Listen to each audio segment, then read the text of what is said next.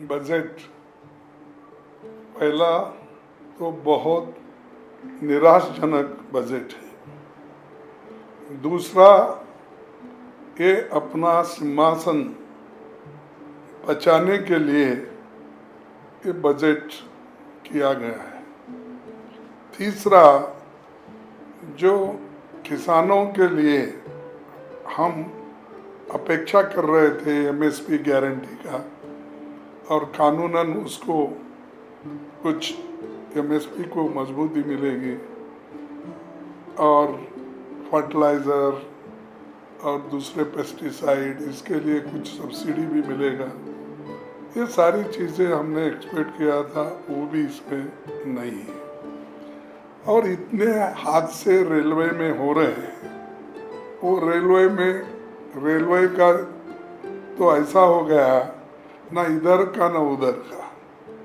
वो finance department जब भी गया, रेल डिपार्टमेंट, तब से या तो उसको ठीक ढंग से पैसे मिल रहे या भर्तियां नहीं हो रहे, उसके बारे में कुछ जिक्र नहीं किया। उन्होंने कर सकते थे कि हम इतने नौकरियां खाली है, उसको ठीक करके सिग्नल वाला हों दो, अटेंड करने वाले हों दो, और जितने भी पुलिस सिक्योरिटी होना वो हों दो। ये जो आवश्यक चीज़ें रेलवे में करनी थी वो भी उन्होंने नहीं किया।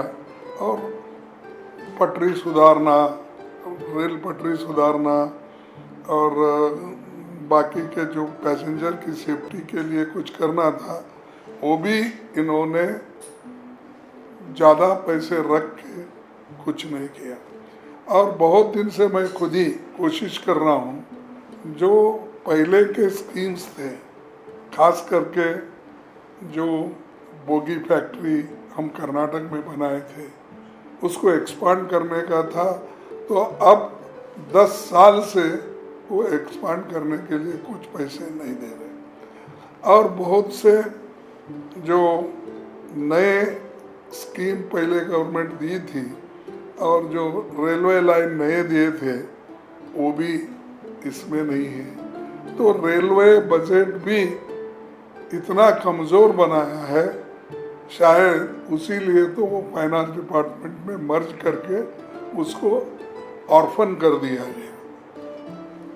चौथा, इतना बाढ़ देश में हर जगह, हिमाचल हो और उत्तराखंड हो, यूपी हो, बिहार हो और हमारे कर्नाटक में हो और केरला में हो, हर जगह, और इवन महाराष्ट्र हो, हर जगह ये बाढ़ आ रही है।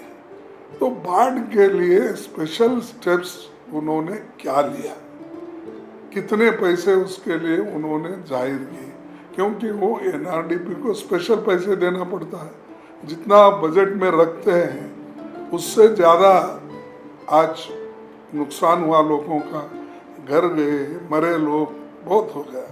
तो उसके बारे में भी उन्होंने ठोस कदम नहीं उठाया और उसके लिए उन्होंने कुछ दिया नहीं। फिर उसके बाद इनके बजट में एससी एसटी का नाम ही नहीं, या उनके लिए जो बजट पॉपुलेशन के लिहाज से रखने का था वो भी नहीं। दूसरों को तो बहुत बातें कहते हैं, मैं शायद इस बार एससी एसटी को जो एक स्पेशल कंपोनेंट के तहत अलग पैसे रख के देना था वो नहीं किए। शायद उनको गुस्सा होगा, क्योंकि इस बार दलित आदिवासी लोग ज़्यादा रुझान इंडिया गठबंधन के दिया है। तो इसीलिए वो गुस्से में वो गुस्सा निकालने के लिए, सबक सिखाने के लिए गरीबों को, दलितों को, पिछड़ों को और माइक्रोस्कोपिक बैकवर्ड्स को उन्होंने नज़रअंदाज किया है। फिर उसके बाद देश के किसानों की मांग तो थी, हमने पहले ही बोला, वो कानून तो दूरी रह गई और मिनिमम वेजेस की बढ़ोतरी के बारे में भी उन्होंने कुछ जिक्र नहीं किया।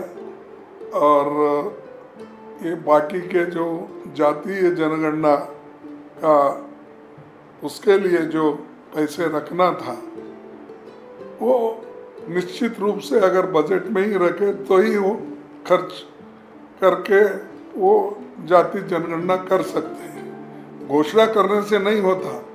जाति जनगणना करने के लिए जितना अमाउंट रखना था उसका भी उन्होंने कुछ जिक्र नहीं किया। युवाओं की मांग थी जो पक्की सरकारी नौकरी का प्राइवेट सेक्टर में और दूसरे सेक्टरों में, और हम भी वायदा किया थे। वो एक प्रोग्राम वो कॉपी कर लिए है, उसको दूसरा नाम उन्होंने दिया क्या, इंटर्नशिप। तो हम ये तो उससे ज़्यादा पैसा देकर वो स्कीम को बनाना चाहते थे। तो हमारा एक कट एंड पेस्ट बोलते ना, तो वो उन्होंने किया है। तो सारे देश महंगाई से तड़प रहा है, उसके लिए क्या स्टेप आप उठाने वाले हैं, क्या कदम उठाएंगे वो कंट्रोल करने के लिए, उसका कोई जिक्र इसमें डिटेल तरीके से आपने नहीं कहा। और ऐसा लग रहा है कि मध्यम वर्ग से भी वो दुश्मनी ले रहे हैं। अब तक तो मध्यम वर्ग को कुछ ले देकर अपने साथ रखे थे, शायद उनके ऊपर भी गुस्सा है। वो मध्यम वर्ग को, गरीबों को, अति पिछड़ों को सब पीछे डाल दिया है।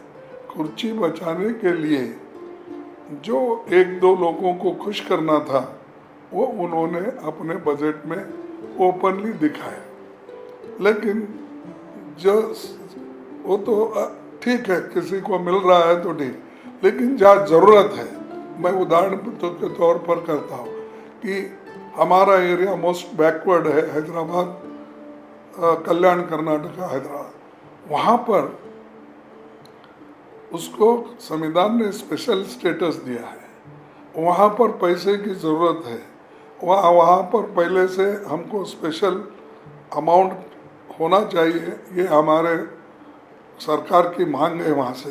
वो भी उन्होंने इसको निगलेक्ट किया, उसके बारे में कोई उन्होंने एक लफ्ज़ भी इसमें नहीं है। ये बजट देखने के बाद ऐसा लगा कि उन्होंने दो मित्रों को खुश करने को छोड़ के दूसरे किसी को भी 140 करोड़ जनता को उन्होंने अलग रखा और दो मित्रों को उन्होंने साथ लेकर कुर्सी बचाने का काम किया है।